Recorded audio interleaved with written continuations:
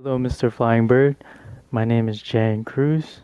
I am part of Group 15, and for today's video, I will be lecturing you on how first mover disadvantages relate to pioneering costs. So before we talk about that, I want to teach you about the timing of entry. So once a global firm has found an attractive market they deem that they want to enter in, they must first consider the timing of entry.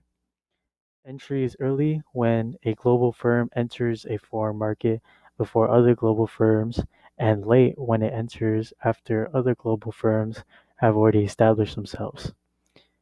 Recall that Recall in earlier chapters that we learned about first mover advantages, which are the advantages frequently associated with entering a market early.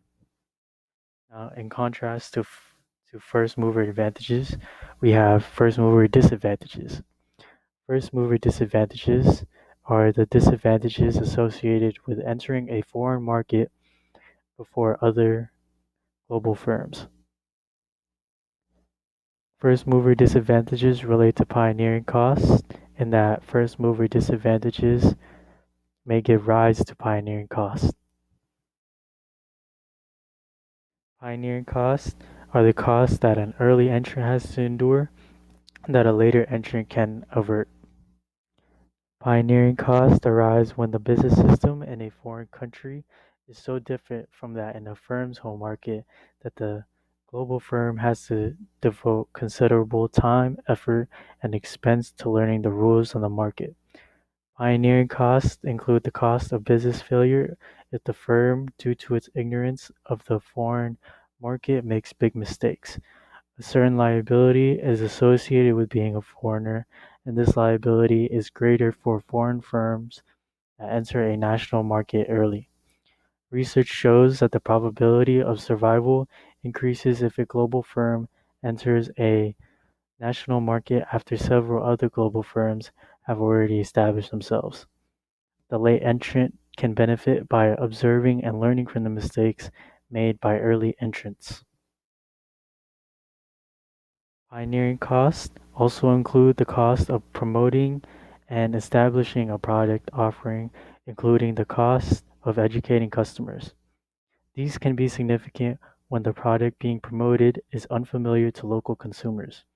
In contrast, later entrants can benefit from this by riding on an early entrant's investments in learning and customer education by watching how the early entrant proceeded in the market, by avoiding costly mistakes made by the early entrants, and by exploiting the market's potential created by the early entrants' investments in customer education. So, take for example, KFC was one of the first to establish their business in China and introduced the Chinese to American style fast food, but a later entrant, McDonald's, has capitalized on the market in China. An early entrant may be put at a severe disadvantage relative to a later entrant if regulations change in a way that diminish the value of an early entrant's investments. This is a serious risk in many developing nations where the rules that govern business practices are still changing. Early entrants can find themselves at a disadvantage if a later change in regulations invalidates prior assumptions about the best business model for operating in that country. So, take for example Uber, which was active in 7 cities in Germany, including Frankfurt, Berlin, and Munich. A German court hearing argued that the U.S. company lacks a necessary license to offer passenger transport services using rental cars and has banned Uber ride-hailing services in Germany. I hope this finds Mr. Flying Bird well and that he learned about how first mover disadvantages relate to pioneering costs.